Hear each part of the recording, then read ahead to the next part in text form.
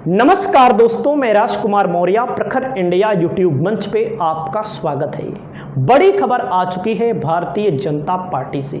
वही भारतीय जनता पार्टी जो अपने आप को विश्व की सबसे बड़ी पार्टी बताती है, सबसे संस्कारी पार्टी बताती है और कहती है ये पार्टी नहीं है, यह परिवार है। और किसका परिवार है? मोदी का परिवार।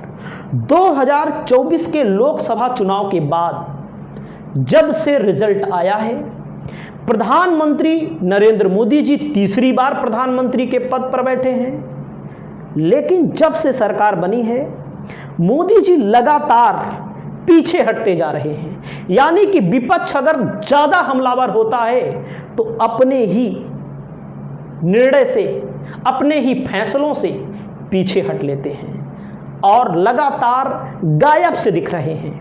हरियाणा में विधानसभा का चुनाव है, गायब दिखाई दे रहे हैं। जम्मू कश्मीर में विधानसभा का चुनाव है, पूरी तरह से गायब दिखाई दे रहे हैं। महाराष्ट्र में प्रचार के लिए तो जाते हैं, लेकिन वहां पर शिवाजी की मूर्ति ही गिर जाती है 8 महीनों के अंदर ही।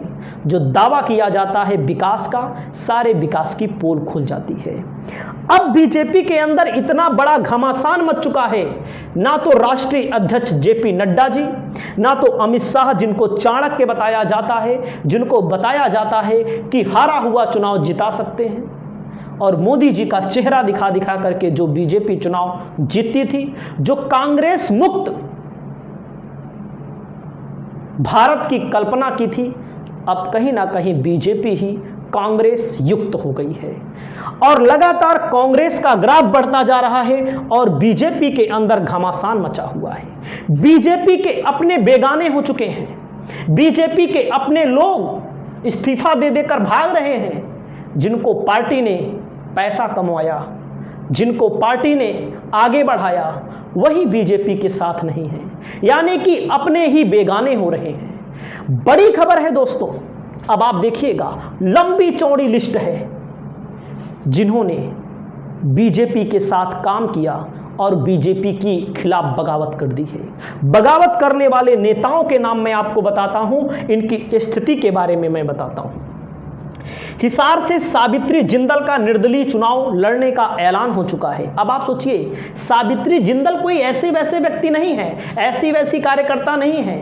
इनके पुत्र नवीन जिंदल सांसद हैं। सोचिएगा, जिस घर में सांसद हो उसी घर के अंदर विधायक बनने को लेकर बगावत हो जाए, बीजेपी के अंदर ही बगावत हो जाए।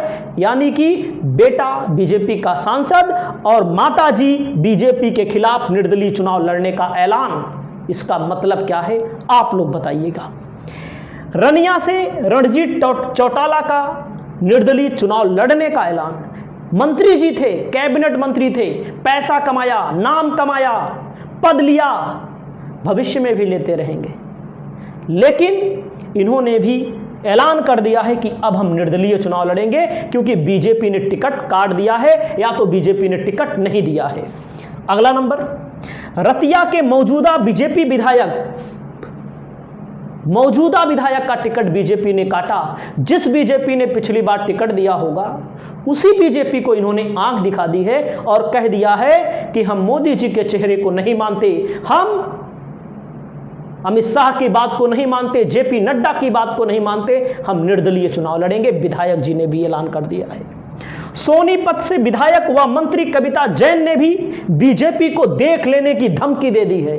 अब आप सोचिएगा, बीजेपी इतनी लाचार हो चुकी है हरियाणा में कि उनका मंत्री, उनका कार्यकर्ता बीजेपी को देख लेने की धमकी दे रहा है। अगला नंबर, रेवाड़ी से पूर्व विधायक रणधीर का परिवास ने निर्दलीय पूर्व विधायक ने भी कह दिया है कि हम चुनाव लड़ेंगे, निर्दलीय चुनाव लड़ेंगे और बीजेपी को ही हराएंगे, बीजेपी की जड़ में ही मट्ठा डालेंगे।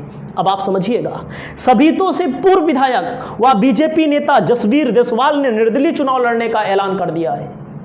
अब आप सोचिएगा, सफेदों से विधायक, पूर्व में विधायक रहे, इन्होंने भी निर्दलीय चुनाव लड़ने का ऐलान कर दिया है। अटेली से भाजपा नेता कुलदीप यादव का आरती राव को हराने का ऐलान हो चुका है। भारतीय जनता पार्टी के नेता हैं यादव, और यादव का अधिकतम वोट बीजेपी में जाता है। कहां पर? उत्तर प्रदेश में नहीं, हरियाणा में। हराने का ऐलान आरती राव को, यानी अपनी ही पार्टी के प्रत्याशी को कर दिया है। तो शाम से भाजपा नेता शशि रंजन का निर्दलीय चुनाव लड़ने का ऐलान हो चुका है। आदित्य चौटाला का चेयरमैन पद से इस्तीफा देने का ऐलान हो चुका है। गुरुग्राम से भाजपा नेता नवीन गोयल का निर्दलीय चुनाव लड़ने का ऐलान। मंत्री विशंभर वाल्मीकि, मंत्री जी जिनको बीजेपी ने मंत्री बनाया, बहुत मलाई खाई होगी इन्होंने, क्योंकि कोई नेता आज के समय में ना पाक साफ नहीं है। तो सोचिएगा, फरीदाबाद से भाजपा नेता दीपक डागर ने पार्टी छोड़ने का ऐलान कर दिया है। गुरुग्राम से जीएल शर्मा ने पार्टी छोड़ने का ऐलान कर दिया है। रोहतक से पूरी बीजेपी कार्यकारिणी ने बीजेपी छोड़ने का ऐलान कर दिया है। ये सब तो एक ट्रेलर था। वहीं पर एक नेता का वीडियो वायरल हुआ है, वो तो रोने लगे हैं। वो वाली वीडियो भी आप देख लीजिए। आप इस वीडियो को देखिएगा, 56-57 सेकंड का वीडियो है। टिकट पक्की है जी, सवामनी बोलती है ये फिर भी आश्वासन देना पड़ता है। तो इसलिए जैसे तुषार हल्के के कार्यकर्ता कहेंगे, हम पार्टी के ऊपर भरोसा कर रहे हैं, उसी अनुरूप आगे कार्रवाई बढ़ेगी। चिंता ना करो, जल्दी हमारा लिस्ट में नाम आएगा। हौसला के तब दिखेगी पार्टी को, तो सबको दिखेगी। मुझे आश्वासन देना पड़ेगा हमको कि टिकट की बात बढ़ेगी और उनकी हिम्मत बनानी पड़ती। तो मैं क्या करूं, मैं भी असहाय हूं। नमस्कार। आप देख सकते हैं यहाँ पर कि विधायक जी विधायकी का टिकट प्राप्त करने के लिए रोने लगते हैं नेताजी। लेकिन आप थोड़ी देर कर सोच कर देखिएगा, इनके बच्चे, जो नेताओं होते हैं, हम इन्हीं के बच्चे को नहीं कर रहे हैं, इनके बच्चे विदेशों में पढ़ाई करते हैं, और हम आप जैसे लोगों को, भोले भाले लोगों को नेता बढ़ा चढ़ा करके कहीं ना कहीं धर्म की राजनीति में झोंकने का काम करते हैं। अब आप सोचिए, क्या देश के लिए, बीजेपी के लिए इतना भी नहीं कर सकते, इतना भी त्याग नहीं कर सकते? तो नेता किसी के नहीं होते। और भी आप वीडियो देखिए, बहुत वीडियो वायरल हो रहे हैं। बबीता फोगाट, विनेश फोगाट इनके परिवार की है और बीजेपी से जुड़ी हुई हैं। बहुत उम्मीदें थी बीजेपी इनको टिकट देगी, बीजेपी ने इनका भी टिकट काट दिया। एक वीडियो तो यहाँ तक भी आप देख लीजिए, बीजेपी के दफ्तर के बाहर दृश्य देखिएगा, कैसे मारपीट हो रही है। ऐसा बताया जा रहा है कि ये टिकट का मामला है। बहरहाल इस वीडियो की हम पुष्टि नहीं करते, लेकिन टिकट को लेकर ऐसा बताया जा रहा है। हरियाणा बीजेपी दफ्तर टिकट वितरण की मनोरम दृश्य, यहाँ पर एक वीडियो बहुत तेज़ी के साथ वायरल हो रहा है। तो आप समझ सकते हैं, तो निर्दलीय चुनाव लड़ने के ऐलान को लेकर के तमाम तरह से अलग अलग नेताओं ने बीजेपी के खिलाफ बगावत कर दी है।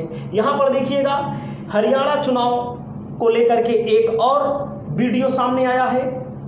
इन्होंने भी बगावत कर दी है कि हम अब निर्दलीय चुनाव लड़ेंगे और बीजेपी को हराएंगे। तो बीजेपी कैसे चुनाव जीतेगी? बीजेपी को लेकर लोक पोल का सर्वे आया है, 22 से 29 सीटों पर बीजेपी 90 में सिपट रही है। 90 सीटें हैं और कांग्रेस की 55 से 65 सीटें आने के संकेत हैं। बाकी आपकी जो राय हो, आप अपनी राय को बताइएगा। चैनल पर पहली बार आए हैं तो चैनल को सब्सक्राइब करिएगा। जय